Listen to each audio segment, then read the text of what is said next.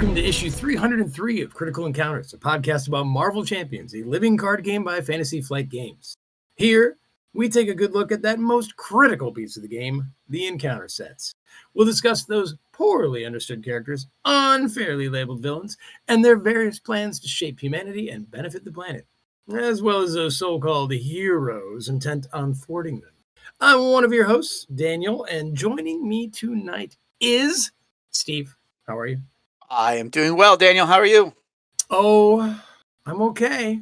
I'm just okay. Well, hopefully you had a wonderful villain miss and you're about to have a great New Year's Eve.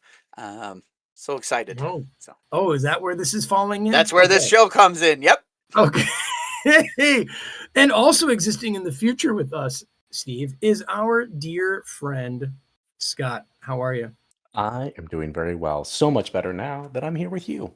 And how's it going in Alabama where you live? It was cold. It's finally getting warmer.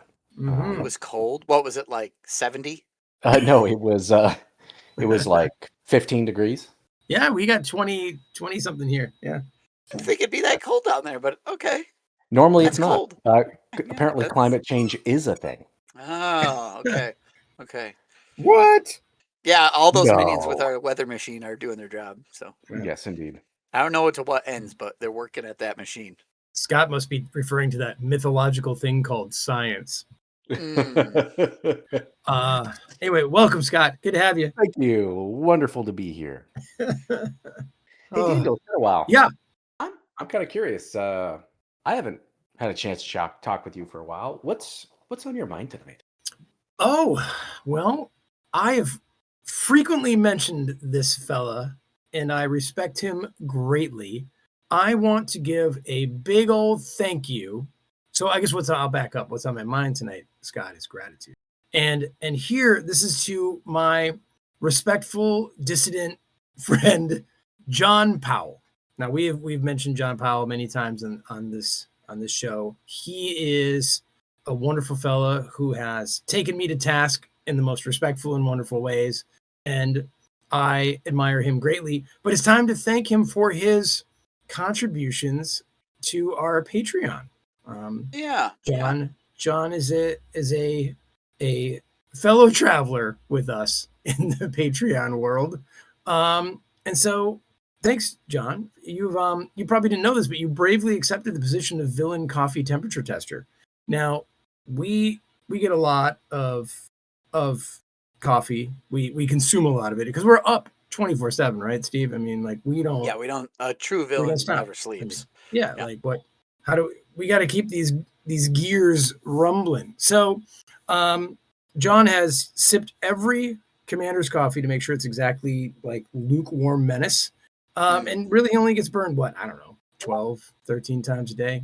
We're talking heroic stuff that he's doing. Not heroic like hero, but like heroic like, important. Thank you. Important work. He's doing important work keeping our coffee. I like the lukewarm menace temperature. Perfect. Yeah. That's how I like my coffee. That's how we want it.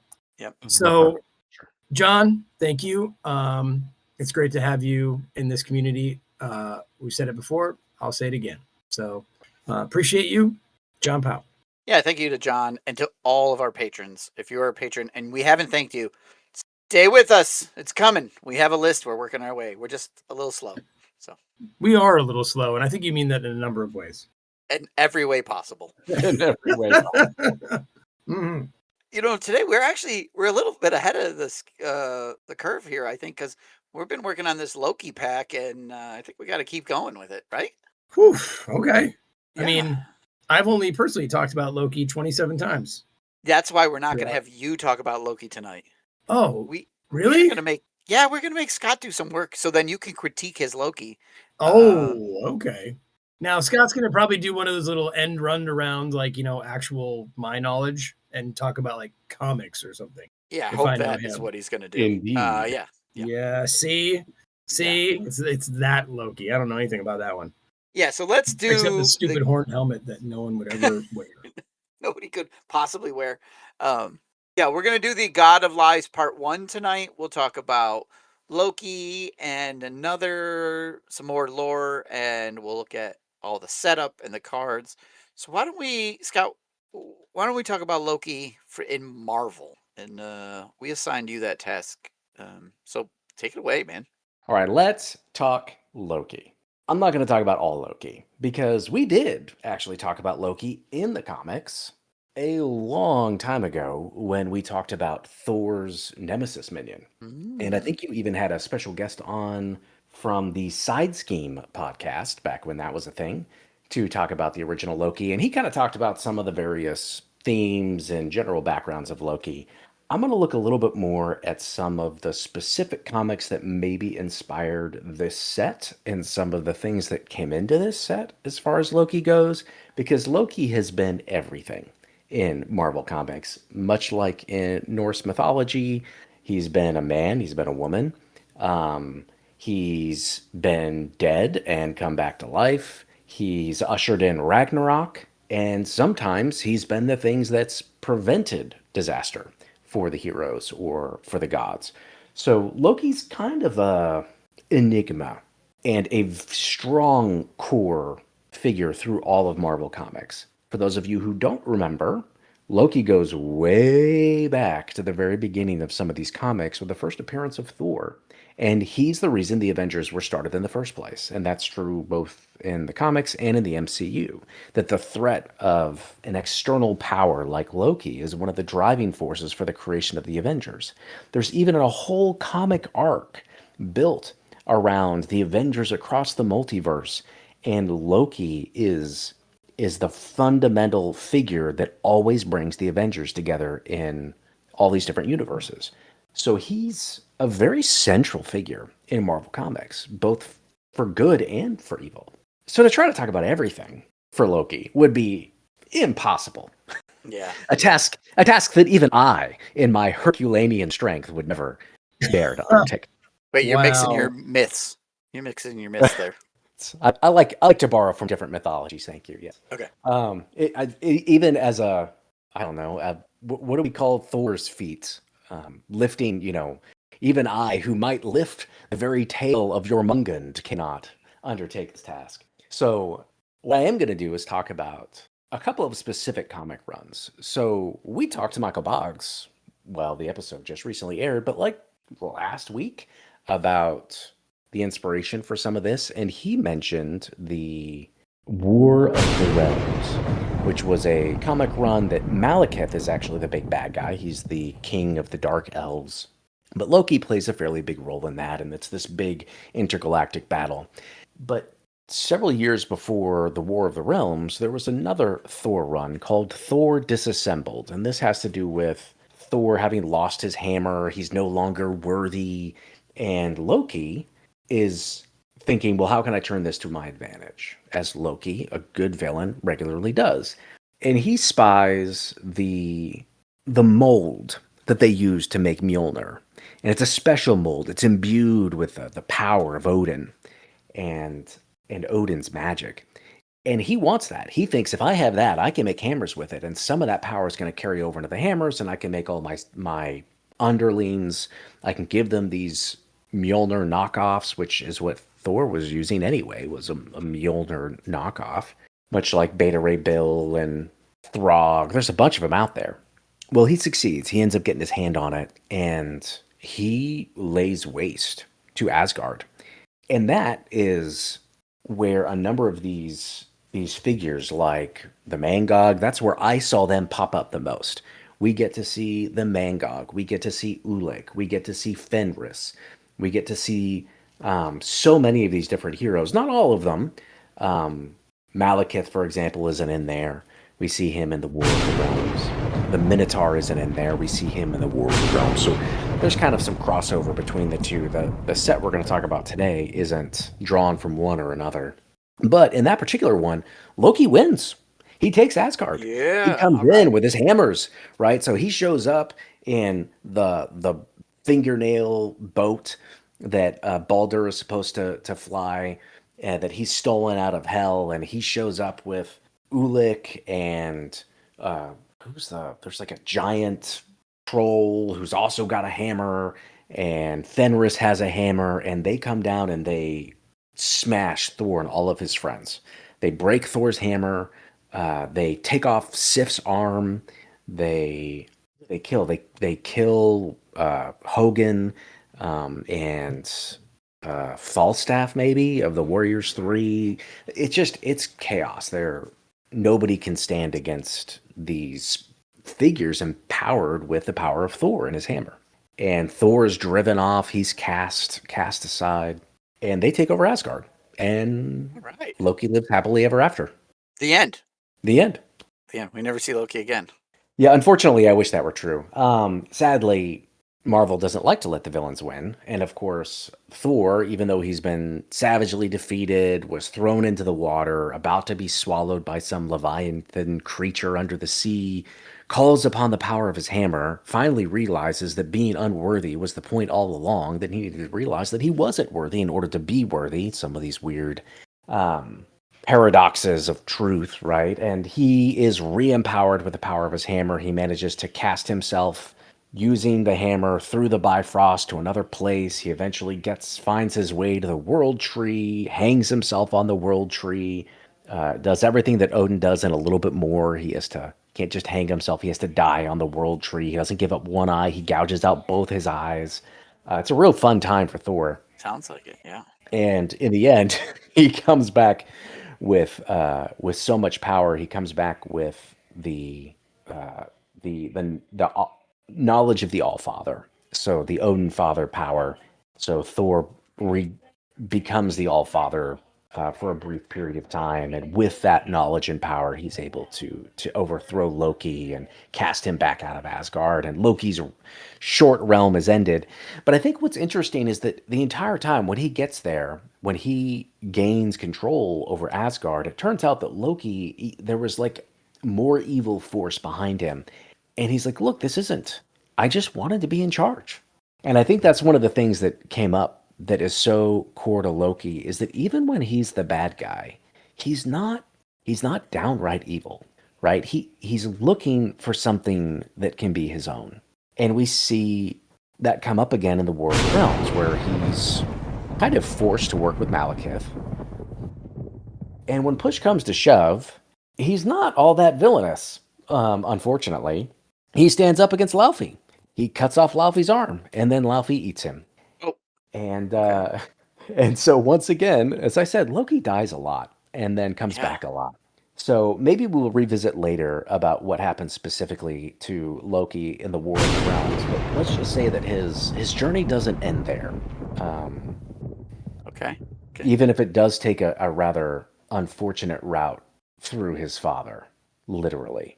Yeah, let's not talk about that path you have to take after getting eaten to come out the other side. We'll talk about that later when we talk about WoW. Okay, good. All right. So that's Loki. That's some of the comics that we can pull from here. That I didn't talk about everything. I highly recommend, if you're interested, if you have access to them, go check them out. The Thor Disassembled run is not very long. It has a bunch of great comic art, and it's a fun arc of comics. So I highly recommend you check it out, and check out the War of the Realms if you're interested in more Loki and the villain of Asgard. All right. Cool. Thanks. Well, that was good lore. Good learning. Good learning. Yeah, it's good to know where they're drawing their inspiration from these packs. So I guess we should talk about this scenario then, right? That's where we're at. We should. Oh, Steve, I already know everything about it because I played it once. You played it once. Okay. Played it once. One time. Yep. Yeah, so we're going to talk about the God Alive scenario found in the Trickster Takeover Pack, Wave 9, 34 cards, 29 by title. Tonight we're going to talk about all the setup cards, which is like 15 or something like that, and some of the rules.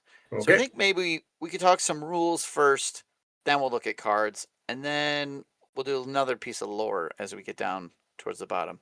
Let me talk about a little bit of this setup, because this is a fun scenario. It has both regular or single group mode, but then it has epic multiplayer mode, right? And that's what Daniel's talking about. We played it once in epic multiplayer mode at MCTC, which was a ton of fun. We were epically victorious. We were. Scott, have you played epic multiplayer mode? I have not. I have only played it solo. Okay. So when we set up the scenario, you got to go into the book. Like, if you have questions, just open the rule book, like anything. I know it's hard for some of us to like read the directions, but this is a really important case sometimes of reading the directions. You're going to read words, though, that you don't want to read because it's going to tell you what to do correctly. Right. Yeah, you have to read all of it, not just the top half that is good for you. But okay, so let's set it up. We're going to play in single group mode, or it's just your table. It's just your group. It's 1 to 4 of you. You play it like a regular scenario, sort of. Epic multiplayer mode is where it gets a little different, where you're going to have multiple groups in a pod and multiple pods in the game playing in this mode. And you can get in there. So let's talk setup a little bit. So single group, it's basically the same. It's pretty normal. Pretty normal. Yeah, you follow the standard setup instructions, and there's a point where it says resolve the scenario setup. You resolve it on Worlds Collide A first, then you go on to Mischief and Mayhem 1A. So you they're in order. You just follow along. We've had multiple scenario schemes before. We've had to do tower defense. You start on this scheme, then you move over to this scheme. You just follow the directions right through. In the case here, you're going to have 2 Lokis, sort of. You have Loki, God of Lies, and you have the Worlds Collide main scheme that players cannot interact with in any way. You can't attack Loki, God of Lies. You can't thwart Worlds Collide main scheme. They sit off to the side within easy reach, and mechanics in the game will interact with them. So you're going to do something to the other cards, the avatars of Loki, which will then interact with the main God of Lies. So the avatar of Loki, that's the villain. He has a hit point dial. He has this Mischief and Mayhem main scheme that you put in front, right? And the 2 of those are what you're looking at. And that's true for single player and multiplayer. In multiplayer, that God of Lies and that Worlds Collide goes off somewhere in your event organizer. In our case, it was Brant, right? And it goes maybe on a big board, or it goes off to the side. Somebody's keeping track of that side of things when you and your group is just fighting your avatar of Loki. If you're playing single group mode and you read a card and it says a group in your pod, that's you. You are the group in your pod. You are your pod. It's just the one group. So that's easy enough. Multiplayer mode. Now, psychologically, that sounds very difficult. It does, but it's be myself and my pod and my group all at once. All at the same time. You're like Loki. You are many things at once. Wow. That's meta. Right. It's deep. Yeah. Mm-hmm. Okay, so for this multiplayer mode, you're going to look at that Loki God of Lies, 20 hit points per player, and that per player icon is every single player playing across all groups. So if you have 100 people playing, you multiply that by 20 hit points, and you have to do, what was that, 2,000 damage? Yeah, it's crazy, right? 2,000 damage. Yeah. That would be a lot of damage. Yeah, it goes by quicker than you might think, but it's a ton. It's very daunting when you first look at it if you had a lot of players. And then the Worlds Collide also has a icon on it. It's a per group icon that's got 3 little heads on it, and that icon represents the number of groups in your pod. So if the per group icon is in a card, it's not in a specific game area, that icon multiplies a value. It's next to by the total number of groups in the game. So you're looking at how many groups you have. So maybe you're playing with 10 groups. So that icon is, okay, we have 10 groups and it's 2 per group icon. And then we have 10 groups. So it's a 20. It can get confusing, but you just look at it. It's not too hard. The multiple thing is how many groups, and the single is how many players total. And that's the setup, right? Because when we're playing, we're going to see you're going to do damage to the Loki avatar, and that will impact the God of Lies, and then eventually stuff happens with the God of Lies or the main scheme, and you win or you lose that way. So I think I covered that okay without having talked about the cards themselves. I think once we talk about the main schemes, that will be very helpful to what you just described. Okay, I agree. So let's look at some of these cards. Let's work our way through the setup. And Daniel, why don't you collide some worlds for us? I will collide some worlds. Now, Steve, you did explain that there's sort of 2 main schemes, right? Yeah. Okay. So one of those is World Collide. So this is the main scheme. It's got an A and B side. And the A side contents, you got Loki, God of Lies, and the standard encounter sets, and 1 modular encounter set. They recommend Trickster Magic. All right. Setup. You create a separate game area for each player group. As Steve mentioned, that's, there's you, the individual, in a pod, and that pod exists in a group. All right. Now, each group follows the instructions on Mischief and Mayhem. Okay, now that is a separate main scheme. Now, Steve, I'm going to go to that card A before I go to World Collides B, because I'm going to go Perfect. like chronologically, like you're going to do this stuff. Chronologically, I like it. Chronologically, yes. So Mischief and Mayhem is I think that's sort of the real main scheme, right? Like, so This is the one that you're going to interact with as a player. this is the one that you and your pod and your group, I think, will be interacting with. It's hard to say. So Okay, it's another one of these cases where what is you in this game? No, I'm just kidding. You is so many things. All right, so 1A on Mischief and Mayhem. This is what you are supposed to be setting up together after you've read side A of the first card. Setup: after resolving Worlds Collide A, do the following. Put a random avatar of Loki villain into play. Set each other avatar of Loki villain and the Shatter the Illusion card aside. Put every synergy environment into play. And in standard mode, set the intense focus attachment aside. And in expert, put it on the avatar of Loki in play. All those are cards we're going to talk about tonight. Those avatars of Loki, the synergy environments, and intense focus. So put those in your pocket for now, dear listener. They're coming up. All right. Now, I'm going to go back to Worlds Collide. We flip this over. This is the B side of the main scheme, Worlds Collide.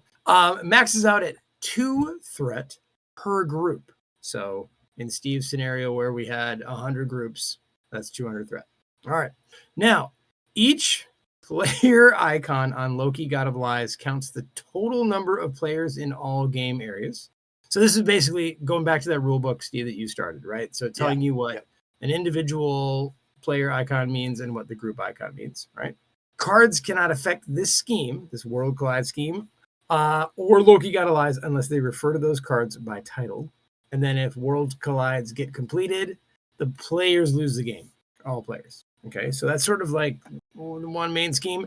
Then we're going to flip Mischief and Mayhem to its 1B side, the other main scheme. This maxes out at 8 per player. All right, Force Interrupt. When this scheme would be completed, remove all threat from here and place 1 threat on Worlds Collide instead. Okay. So you would have thought maybe that the 2 per group threat thing on Worlds Collide seems very low, but you can't put anything there unless groups and pods and individuals mess up and let Mischief and Mayhem complete. Okay? So then there's a Force Interrupt when an identity would be defeated. Change that identity's form to alter ego, set its hit point dial to 1, and place 1 threat on Worlds Collide instead. Okay. So the easiest way I thought about this, Steve, when we were playing, is that Mischief and Mayhem, what our little group was dealing with, right? Yep. And then sometimes the overarching main scheme would matter to us only if we kind of booted our own personal thing or one of us died, right? Yeah. Those are the way you affect the big group. So Worlds Collide, that's all your groups. Right. Mischief and Mayhem is your little pod and your little group in your pod. Right. You are not eliminated by having your identity be defeated. Mm-hmm. And when we talked to Michael Boggs, he said that is because he doesn't want people to show up to this massive event, lose in round 3, and then sit there for 2 hours waiting for everybody else, which was great. Love it. But it does contribute to the loss condition by putting 1 threat up on Worlds Collide. So that's cool. And then you don't lose if Mischief and Mayhem completes. It pushes a threat onto Worlds Collide. And eventually, if that happens enough times, you lose by threat. The worlds do collide, and it's over with. Yep. And like, say you're playing a solo game. It's just lonely old Steve playing a game. I get defeated once because I'm not paying attention. Oh no, I lose my guy. I put 1 on Worlds Collide, and then 2 rounds later, Mischief and Mayhem completes. I put a point on Worlds Collide. Oop, game over. You just lost the game, Steve. I just lost the game. Yeah. So. Which happens pretty easily in my experience. Yeah. Yep. Because you're like, oh, I don't really die, and then like, oh, I just died. And 8 threat per player. It's okay in a solo game, but like you're playing 4 players, it's 8 times 4. It's not too bad. You can flip down. And since I don't really play this game solo, I imagine when you die and then come back to life in alter ego with a single hit point, don't you just die again quick? You better hope that you can recover. Spiraling snowball of death. Yeah. It depends on if you're ready, because you don't get exhausted when you're defeated. You just stay in whatever exhausted or ready state you were. So if you happen to be ready and you go and you die, you come back ready. At least you can recover, and then maybe you're at like 4 or 5 hit points, and then you can try to play from there. So, but if you blocked and got defeated or something, yeah, you're in trouble. It's definitely not impossible to have the villain attack you, defeat you, put one on, be forced to flip down, and then have the villain activate during the encounter phase and scheme out, and then lose the game that way. Yeah, yep. It's definitely pretty losable. Those two having that one like save, you can't really take it for granted. No, you cannot. So, pro tip: play with 100 other people. Yeah. They'll back you. They'll back you up. Yeah. Okay, so let's talk about the Loki God of Lies villain. Scott, why don't you give us Loki God of Lies 1 and 2? All right, let's talk about it. Loki, God of Lies. He's a villain. He has a dash for scheme and a dash for attack. That means he has no attack value, has no scheme value. It can't be modified. He does not make attacks or schemes. So this guy's not attacking you. He has the Asgard trait and the Mystic trait. And his text is on the first side: if Loki, God of Lies, has 10 per player or fewer remaining hit points, flip this card. He has the flavor text of Neil, which I think is delightful. Yes. He has 20 hit points per player. And remember that if he has 10 hit points or fewer remaining, whenever you would add, counters to him, they're going to damage him, which we'll talk about how that happens. But after damage is added to him, if he has 10 or less per player, so if you have 100 players, that means if he has 1,000 or less hit points, we're going to flip him. Half damage. You get him to half health. You get him to half health, below half health. Yeah. Yes, half or less. Then he's going to flip. So we'll flip him to side 2. Once again, Loki, God of Lies, same title, same scheme and attack, same traits. When revealed, each group in standard mode attaches their set-aside intense focus to the avatar of Loki villain in their game area. Each group in expert mode flips their intense focus attachment to its total focus side. And if Loki, God of Lies, is defeated, all players in all groups win the game. He still has 20 hit points. Yes, and he has 20 hit points total, so the hit points there don't change. Yeah, so there's your win condition. Somehow you'll have to damage Loki, God of Lies. Well, let's talk about his focus. It's notable that a lot of times you have to defeat the villain twice. And this is sort of like defeating the villain twice. You defeat him, he flips, or you get him to half health, he flips, he becomes a little stronger, right? He goes from level 1 to level 2 or 2 to 3, whatever you're playing. So that's how I kind of picture why we're flipping him. There is some weirdness in this where it is possible that it's not super possible, I'm sure, in a multiplayer epic game, but in a solo game or even a game where you only have one pod, maybe, that you could, in fact, score enough counters to actually defeat him. You could deal him all his health at once. Let's put it that way. It is possible. Yeah. It is possible.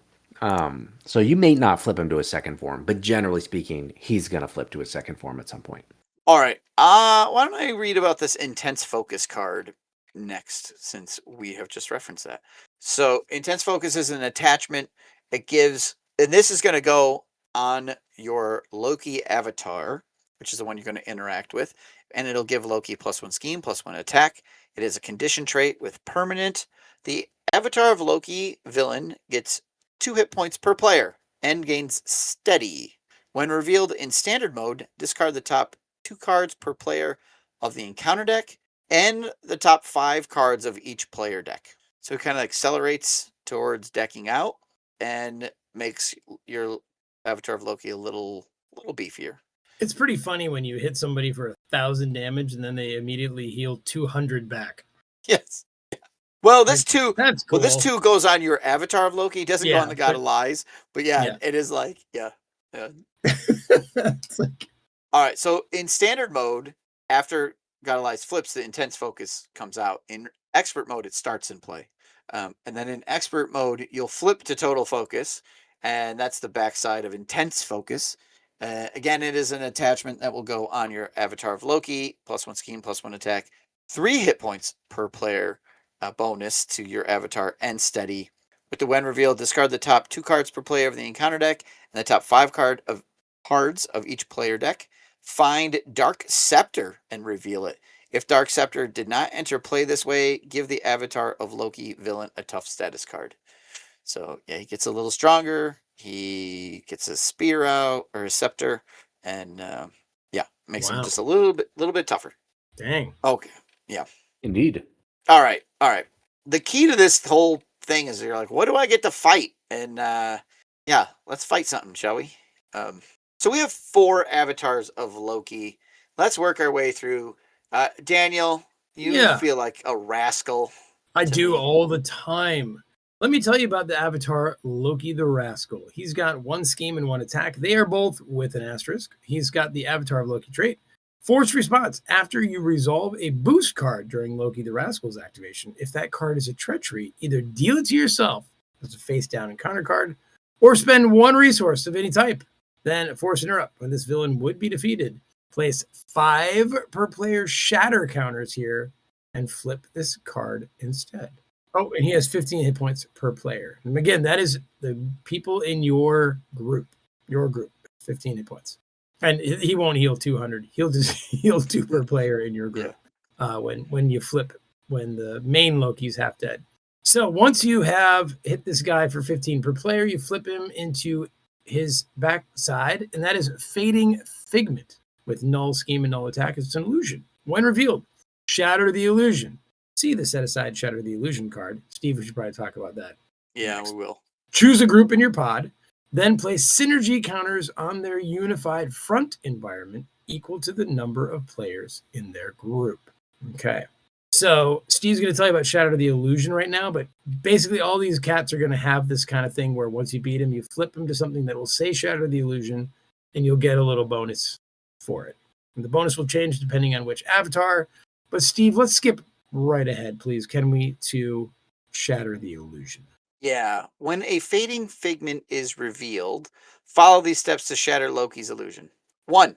Remove each shatter counter from Fading Figment, then deal damage to Loki, God of Lies, equal to the number of shatter counters removed this way. Which, just by base of what Daniel said, was 5 per player shatter counters when you defeated him, right? So you're going to do 5 damage to the big guy at minimum.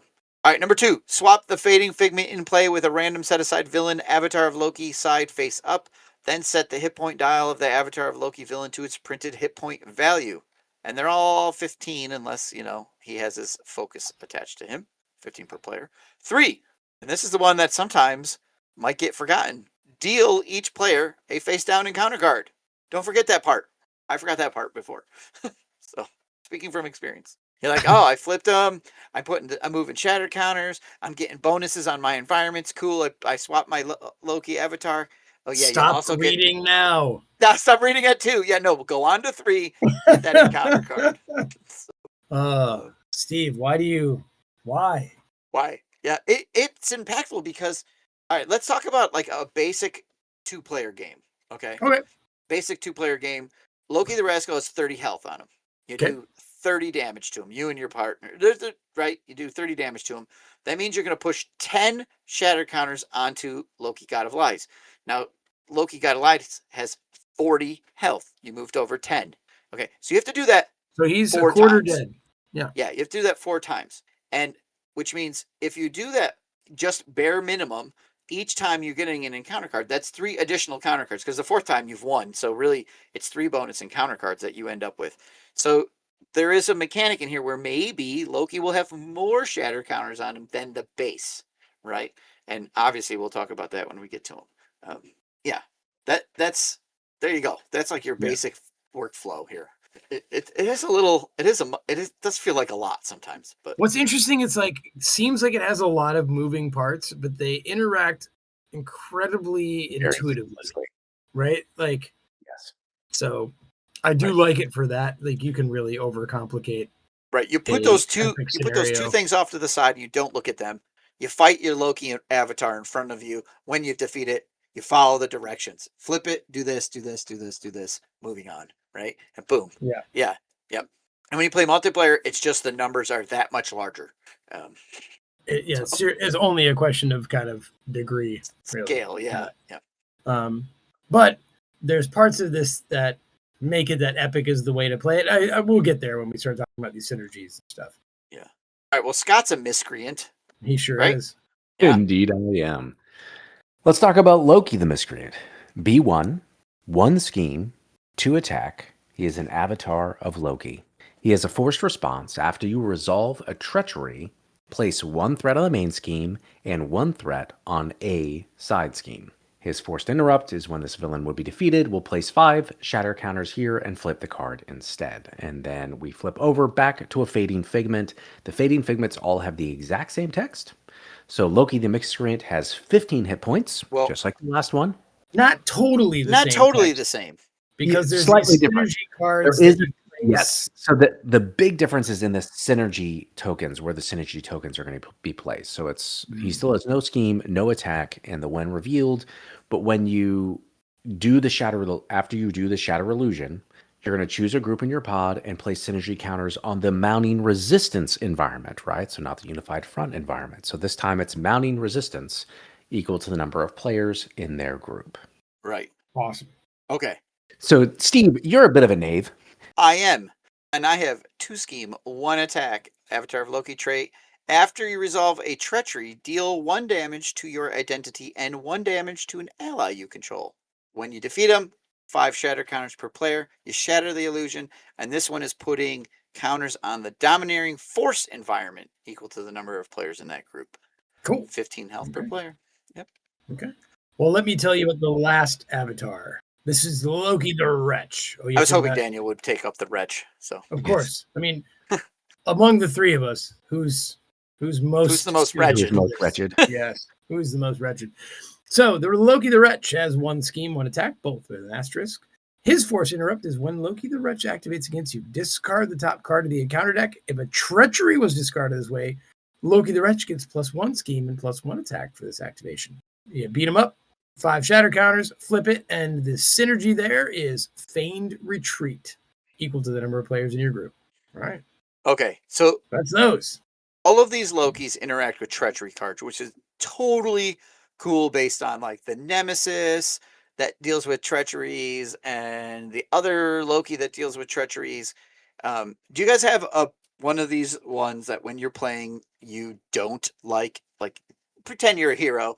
Which one of these do you go, oh, I do not want to face this guy? The knave. Which is the straight up damage. Yeah. Yeah, to your identity and 1 damage to an ally you control. So he burns through both your identity and I like to use my allies, and having him ping down my allies, I hate that. If I'm gonna have one out, it's because I want to actually use them. I'm not really a chump blocker, so that extra damage, I hate it. I'm already soaking damage from the villain, and then he hits me for more.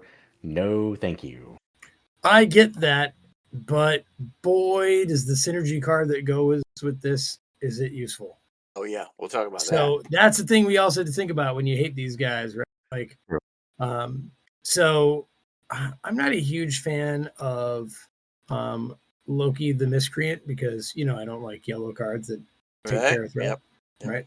He just adds more, and it's a lot more in a 4-player game. Yeah, it can be a lot in a 4-player game. After the villain phase, 8 more threats been added on to stuff that you thought you took away and were doing well. Yeah, no, it's a lot. So it's a lot. Assuming that you hit a treachery. What about you, Steve? Which one do you like or not like? It's the Rascal for me, because effectively you're going to have to deal with this treachery card, and all the treachery cards are good for Loki, and or you spend a resource, right? And it's I got to spend a resource to counter this effect. So your hand size is a little smaller, or whatever I plan to do is kind of gone because the numbers don't work out. So the Rascal is the one I think that sometimes annoys me the most. And Steve, my memory is poor, but I seem to recall when we played this at Epic that the encounter deck was of 99% treachery cards. Yeah, the 10 huge minions based on and how all this treachery seems cards to happen. Yeah. And so I guess that leaves the Wretch he may get +1 to attacker scheme. That's okay. Okay, fine. Because you're already sort of accounting for blocking or chump blocking or whatever you're going to do, right? So yeah. All right. Well, these guys are really cool. Should we talk about these synergies that we've been mentioning? Yeah, I think that's a good... They all seem to kind of follow a particular pattern too, so we can kind of go through them quickly. Yeah, So I think Steve, so. Steve, why don't you paint a picture of all these environments? Okay, Uh, they all come in. They all start and play beginning. They all have the synergy trait. They all are permanent, and they all have the max of 1 per player synergy counters here. So if you do defeat a Loki avatar and you put 4 on there, and you're playing a 4-player game, it's maxed out. You cannot bank it beyond 1 per player in your group. So it kind you want to of, use them. yeah, it makes you want to use them. Yeah. Okay, so the first one, domineering force. And now let me remind people that is the one that comes. You flip the knave. So you've defeated the knave. That is You put correct. counters on here, and then it has an interrupt. When a friendly character attacks, remove a synergy counter from here. That attack deals 4 additional damage. Oof. So that means your 4-player game is adding 16 damage until you refill it. That's legit, Yeah, it's Yeah. pretty good. right? That's a little That's a plussy lot of poo damage. that's going to take out most minions. And of course, he's the one that deals you damage. So he deals Sure, you it's only damage, fair. and then you Only deal fair. him damage back. Right. Okay, Scott, what's next? Feigned Retreat. This one has the interrupt when an identity would take any amount of damage, remove 1 synergy counter from here, and prevent 4 of that damage. Wow. And that is the one that comes from Loki the Wretch. He's the one that gets that +1 scheme and attack when he flips a treachery. Wow.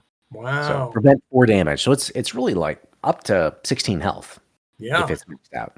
Yeah, and it's any damage from any source. It's not when Any you're amount of attacked. You damage don't from any have to source. defend. It could be Nope. anything at any time. Boom, prevent the It can be damage. from, if Ebony Maw were in this game, it could be from a fireball, right? It doesn't have to be Sure. from an attack or anything. That'd be an interesting mechanic. Wow. Yeah, so when you beat up the miscreant, you flip into mounting resistance. There, when a friendly character thwarts, remove a synergy counter from here. That thwart removes 4 additional threat. That's crazy. And this is Absolutely the card crazy. that has the mounts in it and Sleipnir. Yes. Yep. Yes, Yeah. that's Sleipnir in there. We mentioned mounting a bunch of times previously. Wow, Steve. I just want to remind folks of our of Michael Boggs. Of Daniel's lovely triple entendre. Yes. Yeah. That was pretty good. I felt inspired, to be honest. Yeah. I did All too. right. I thought, All right. One last one there. How do we get United Front into play, Steve? Unified Front comes from the last one. Oh, I didn't have my glasses on. Sorry. Loki the Rascal. The Rascal. So that's the treachery one that's costing you resources. And in this case, you can remove a synergy counter to generate 2 wild resources. 2 wild resources per counter. Insane. That's so good. Yes. Now, also notice that none of these have like an exhaust thing or anything. So, like, Steve, you could conceivably take all 4 off to generate 8 on your turn. Boom. Put out 2 allies that each cost 4 resources, and off you go. Oh my goodness. Yep. Pretty nice. They're fun. So you have all this crazy stuff that Loki's doing, but defeating him gives you these nice little bonuses. So it's got a neat interaction there, both in multiplayer, because in massive multiplayer, you can pass those tokens to other groups in your pod. So you can send them down your table. You can't send them anywhere in the convention, but in your pod. So that's the other couple groups that are interacting with you. You can send these resources to them. If maybe you for some reason you didn't spend all your mounting resistance ones, and you're like, well, I don't want to waste them. I'm going to give them down to the next table, and they'll get the bonuses. So you get to interact with this massive multiplayer. Right. And some pods are going to struggle more than others. So being able to throw these things over there is huge. So yeah, it is important. There are some groups in the pod, are going to struggle more than others. And you can see it when you're talking to them the whole time, and it's like, we can't thwart this thing. We can't get out of his side scheme or whatever. Well, do what you can to get him what's the one? The feigned retreat? No, the mounting resistance. Like, do what you can, right? You know, you can pick and choose sorta where these things are going. And it's unbelievable how cool the Epic works with this synergy thing. I thought that was maybe the most fun part of it all, Steve, was figuring out how to help our fellow pods. Well, that's a good thing you say that, because there are 2 other cards that are going to interact with the other groups in your pod. And I think now is the time we need to talk about them. There's a side scheme and there's a minion. And let's do it. Let's talk about these guys, shall we? Sure. Okay. So there's this other way to interact with players in your pod, because there is a character called the Mangog that will come up, and we'll talk about him. I think maybe you need a piece of lore on the Mangog, because this is a character I knew nothing about prior to this scenario. I think He that's an sure is excellent idea. badass, though, looking at his card. He does look cool. So I did a little research, and I was like, boy, who's this Mangog? Okay. And the best person I could find to tell me about the Mangog was Loki himself. Okay. I sat down with Loki for a couple minutes, and I had him do a official, authorized, completely honest explanation of Mangog. Okay, and he was reclining in his chaise lounge, and he was dictating, all he knew about Mangog. So what I want to do is I want to read you this conversation that I had with Loki. Okay, is that all right? Sure. Okay, all right. Here we go. Picture Loki, like doing his thing. Mangog, my big, stompy, roaring doom puppy of hate. Do sit down. This is going to be educational. You see, Mangog is what happens when Odin makes, let's call them, leadership choices. Bad ones. Really bad ones. The sort that result in him wiping out an entire species and thinking, surely this will never come back to haunt me. And then, poof! Mangog shows up. Full of righteous cosmic fury and, frankly, excellent cardio. I mean, look at the guy. So, now people like to accuse me, Loki, of having something to do with Mangog's various rampages over the centuries. To which I will say, how dare you? I resent the implications that I would ever manipulate a creature made of pure hatred for my own personal gain. All right, yes, I might have nudged him once, or twice, but only gently, encouragingly. Like one encourages a toddler to walk. Except the toddler is a towering monster fueled by genocidal rage, and his baby steps evolve throwing Asgard into a canyon. But honestly, Mangog and I, Loki, have an understanding. He hates Odin. I also sometimes hate Odin. He destroys things. I admire a creature with goals. We are practically soulmates. If either of us had a soul, that's part's unclear. Now, Thor? Oh, dear brother Thor once dissolved Mangog with a cosmic wave of his hand, which I thought was very rude. I begged him not to, mostly because I had a bet going on about how many Asgardian statues Mangog could smash before someone stopped him. For the record, the answer was 12, which means a Volstagg owes me 2 casks of mead. And then Jane, she threw Mangog into the sun, which frankly was overreacting. Who hasn't screamed their way through old Asgard after a bad day? I call that a Monday. But Mangog returned, because hatred, like me, is very difficult to get rid of, and usually shows up at the worst possible moment. Then he merged with the god Tempest, and corrupted Mjolnir into the god of hammers, which was honestly iconic, the drama of it all, the flair. So to summarize, Mangog is a misunderstood sweetheart who simply needs enormous quantities of loathing to survive, a target, and a little encouragement from yours truly, allegedly. And before anyone asks, no, I will not adopt him. He sheds hatred everywhere and refuses to learn tricks. Well, except the one destroy Asgard, which he's very good at. That's what I got from Loki. After that, he wouldn't talk to me. That was cool. Yeah. Sounds like quite the guy. He is the reincarnated physical manifestation of the hate of an entire species that Odin killed. And he likes to punch things. So there you go, Mangog. There he is. Yep. There he is. Well, Steve, tell us about the card version of him and how it works in this game. Okay. Unique, the Mangog minion. 3 scheme, 4 attack, 10 health per group in your pod. He has the brute, the creature, and the elite trait, and victory 1. Any player in your pod can attack the Mangog as if it were in their game area. When defeated, each group in your pod places 3 shatter counters on their avatar of Loki villain and 1 synergy counter on one of their synergy environments. 3 boost icons. Each group in your pod does this. Yeah. Wow.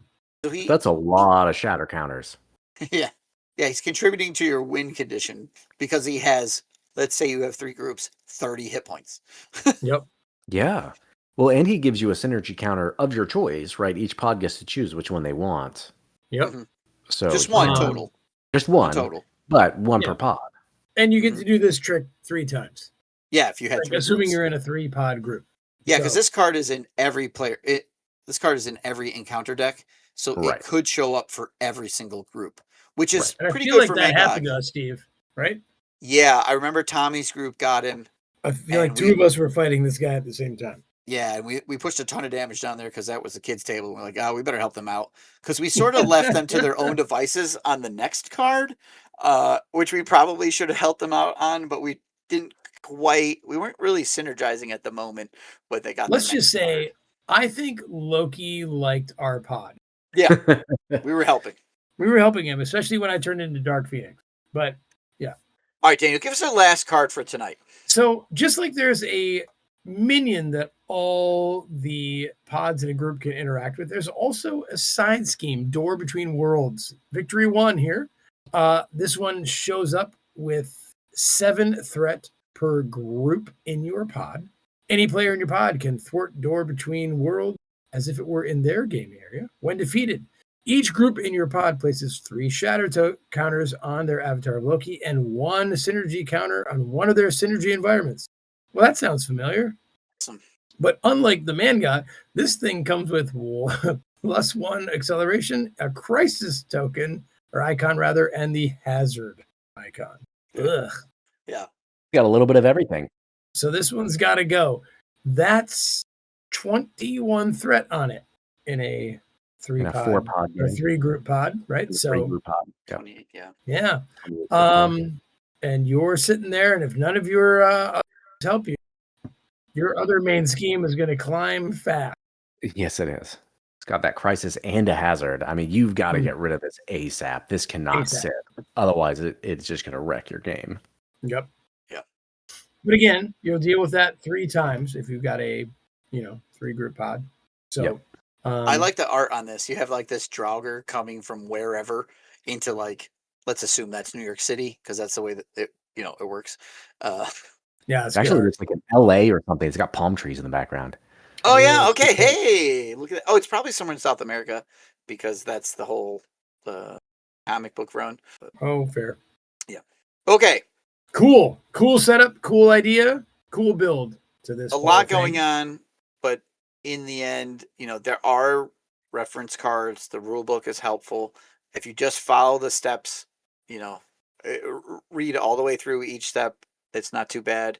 You're going to have to defeat Loki the Wretch, at most 4 times in order to win, but less, let's say, right? If you were to defeat the Mangog and the Door Between Worlds, there's 6 shatter counters right there. So, yeah. All right. Anything else to say about the setup, gentlemen? I don't think so. Okay. I just want to say that the art on these sets, not just this one, is just fantastic. Like when you look at these synergy cards, the art on them, they're going to be out all game. And the art is amazing. It is pulled straight out of the War of the Realms comics. You've got like Angela's in there and Thor's in there summoning all kinds of power. Odin is there, the Valkyries and all these Asgardian warriors. It's really epic artwork embodying a very cosmic battle. I think they did a very good job with the setup art, the art that's going to be on the table all the time or for extended periods of time. They did a very, very good job curating some epic pieces with a lot of dynamics and a lot of color and interest and stuff. So I think this is a very good on display when you get this game out, when you get this particular scenario out. Well, and the Loki God Allies villain is Joey Vasquez, right? We talked with him before. So, yeah, that's great looking art. And he's going to be hanging out there and just staring at you the whole game. So, yeah, good job. Okay, well, stay with us. Come back next week. And we shall talk about part 2. And we're going to do some lore on all the different minions and everything like that. But we want to know, have you played this epic, massive multiplayer mode? How did it go? We want to know your stories. Has your store, your local friendly game store, run this epic? Have you done this locally with your friends in multiple groups with pods? We want to know. You can reach out to us. You can email us at criticalencounterspod. Oh, pod. criticalencounterspod@gmail.com. We are Critical Encounters on Facebook. You can find our YouTube, Twitch, or Patreon by searching for Critical Encounters Podcast. And on Discord, we are Vardane, Big Foam Loaf, and Lexicon. If you like our show, tell your friends. If you don't like our show, tell your enemies. Loki, take us out. Neil.